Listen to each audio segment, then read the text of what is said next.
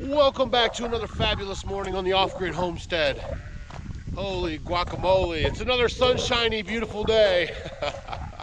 We did get the apple trees all trimmed up.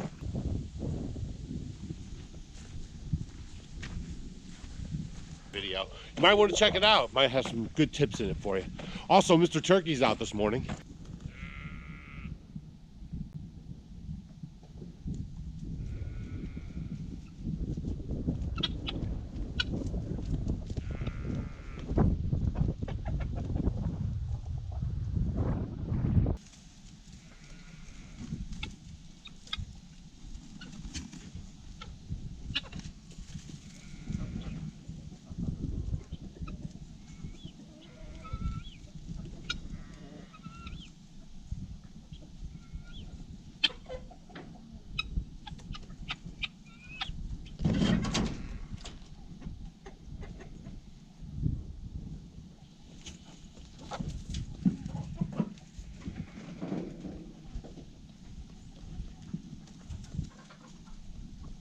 Stacy's mulch job turned out really nice. Actually, I'm enjoying it myself.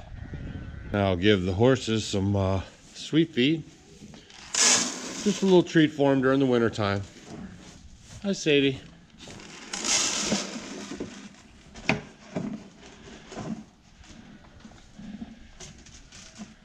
And Maggie's being a good girl. No barking. We're learning our farm skills. Just like clockwork, you just make your rounds. It's like borderline cold enough, you know? So like the ground's a little bit thawed out, but it is a little bit frozen, so it really helps out a lot. Also, the water is just a thin layer of ice, but still plenty cold. Bringing some oats over to the sheet, and I'm gonna check that udder on that ewe that we had and see how she's doing. Hello, hello, hello. Oh, they're so excited to see me. Oh man, everyone's chewing the cud, having a nice morning. Hello, Rambo. That is Rambo. He's a good boy, but you gotta watch him. All right, good morning, good morning. Good morning, good morning. Good morning. Good morning. Oh, good morning, Mama.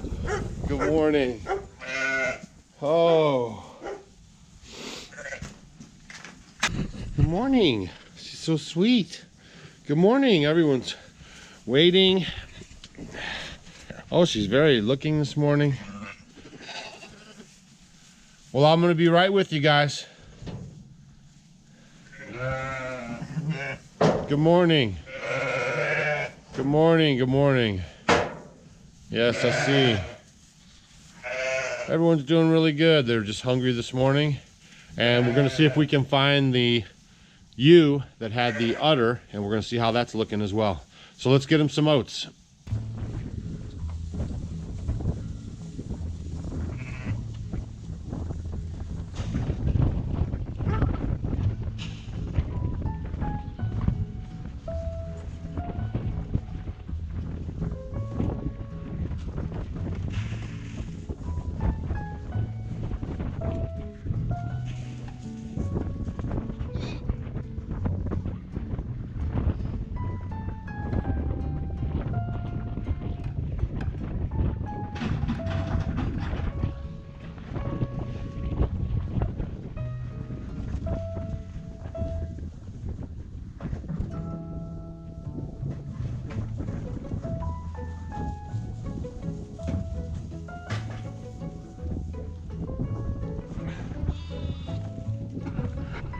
She right there, that's the ewe that had the bad udder, so we're going to give it a look.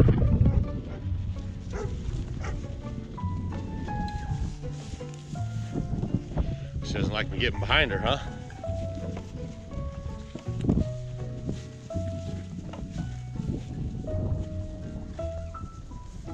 Exactly perfect. So that worked out really good. You could see that the udder is totally exactly the same size as the other one. Sometimes when they start off, they can get clogged, and then the baby will just abandon it, start nursing off of one side. There's a couple different things that could go on there. So it's good to see that she's doing great, and we won't need to give that any more attention.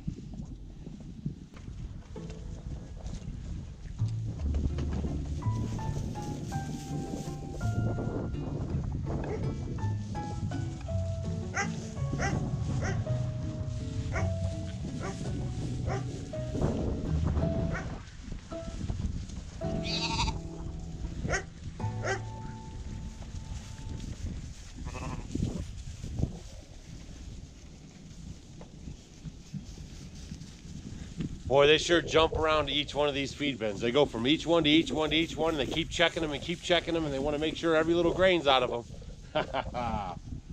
And these babies are doing fantastic. And we got some more cold weather moving in this weekend, so everything's going good here on the homestead. But what I want to talk to you guys about is water catchment. So yeah, water catchment. I'm going to run back up here to the barn real quick, and I'm going to explain to you guys what I'm talking about. And like I said earlier, this is for off-grid or it's for on-grid. So either way, having backup water sources around your place could actually save you some big troubles. Now, this right here is the outside of our big barn. This is where all of our water catchment happens. This is our main catchment area. So we come off of our big barn right here, and that water goes into this T right here, and then it goes into the building. The reason why the window is yellow is because we had the inside of that building spray foamed for the ultimate maximum insulation value that we could achieve inside of this metal building without doing drywall and insulation and framing up walls. We had the guy just come in and spray foam the whole area. So inside this room we have two 1,500 gallon tanks. So we have 3,000 gallons of water capacity storage for our log home, and we also keep a couple of hydrants outside for the animals. So now I'm over here at the other sheep pasture. We have a couple different paddocks that we keep the sheep in, and they have shelters in them. Now on every single shelter we have these 275 gallon food grade totes. So the other day we had this great rain, and I'm about to move the sheep. I like to rotate my sheep every 30 days or less, but I do leave them a little heavy in the winter time because they are eating hay. They're not really grazing on the ground as much, and I like them to be in that other building while we're lambing. And so we're all done with lambing now, so I'm going to be moving them over here. So I came out during this big rain we had 2 days ago, and I wanted to make sure that the tote was all hooked up, right? I was like, all right, I'm going to move them. We're going to have a water source here, because if you follow our channel, we actually had some trouble with our 3,000 gallon system, and it's actually shut off right now because our ram over there rubbed up against the hydrant and actually busted the fitting. So I'm going to fix that here in a minute, but that right now we have our water turned off because of it. So that was going to make this a lot easier because we're actually hauling water over to that other pasture. So I ran out here in all the excitement. Oh, that's right. Yeah, the water's running down this way. You can see it's even still pooled in here a little bit. See, the other end is totally dry. This end's got a lot of water in it. And it was just overflowing right here, and I couldn't really set the IBC tote up here because then it would be too low to the ground. I couldn't get to it. So I'm like thinking to myself, I'm like, oh my gosh, did the ice and 2 feet of snow and all this weather we've had, did it bend the gutter and threw it out of whack and now it's not draining properly? So I'm out here trying to push it and trying to look at all the hangers. And so the funny thing is we've had so much rain, this side of the barn actually sunk into the ground, and it's causing my gutter system to be totally off whack, so I can't get water into my cistern. So today I'm actually going to prop this side up to where it's level and normal, and then we'll be back in business. Now actually you can pick these food grade totes up anywhere. A lot of times you can find them on Craigslist or maybe Facebook Marketplace and places like that. They usually run about 50, 60, 70 bucks. Maybe I've seen them as expensive as 100, and also I've seen them as cheap as free. One thing you'll have to remember when you do the IBC totes, if you live in a cold climate like us, is you have to leave them open in the wintertime. A lot of people are asking about our storage capacity outside and what we're doing about it in the wintertime. We have to drain those and then leave them open so the water can pass through them. Otherwise they're going to bust the ball valves, and with these IBC totes, they almost render them useless. It's hard to get a ball valve for these things, and they have this weird clamp and everything. So it can be done, but it is a little more of an issue.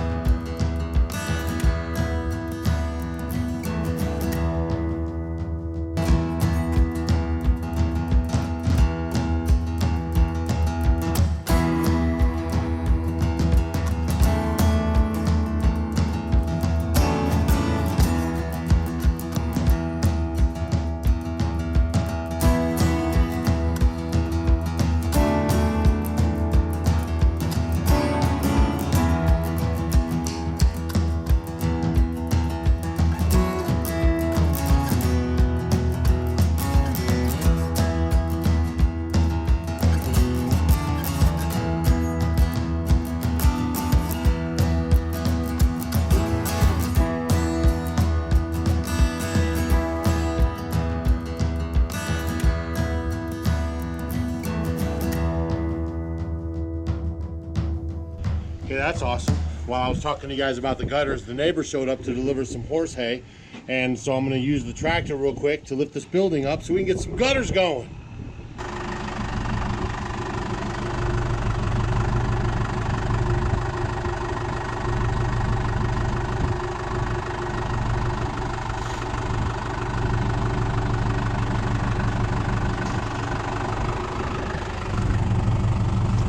A little more. Oh, all right. I think it was just stuck in the ground. That's good. Now this tank right here, this is actually part of our overflow system of the 3,000 gallons that are inside. So we kind of monitor the weather, and we actually let this one roll a little bit. It is closed right now and it has water in it and it's free flowing.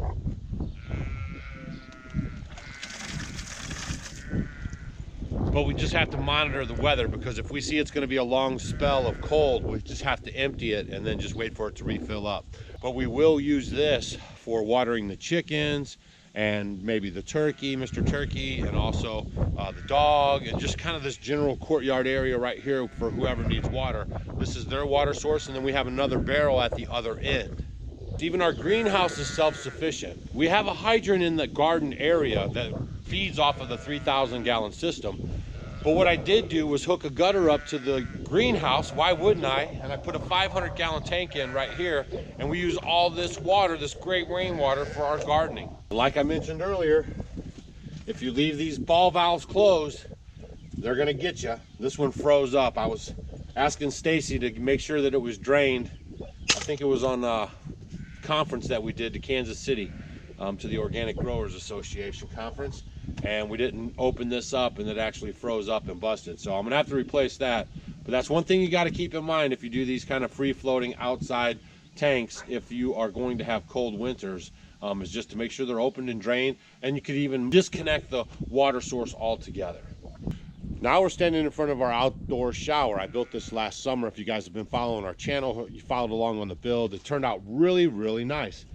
So we have to disconnect this as well in the winter time because it gets so cold here, but it's going to be fantastic in the spring, summer, and fall. We used it all summer long, and it really has been working out good. So I collect water off of this roof, and then I have another 500 gallons right here for showers and our outdoor kitchen water. So what's the moral of the story, you say? I guess the moral of the story is, even if you put in a large capacity off-grid water catchment system, don't let all your roofs go to waste. We're able to harvest a lot more water, and relatively way less expensive than buying the bigger tanks, and each building becomes independent. So if we have any trouble in the system, we have water ready to go. Now in wintertime it is a little more tricky, but we are able to have water out of the 3,000 gallons, and so far for us, it's worked every single season.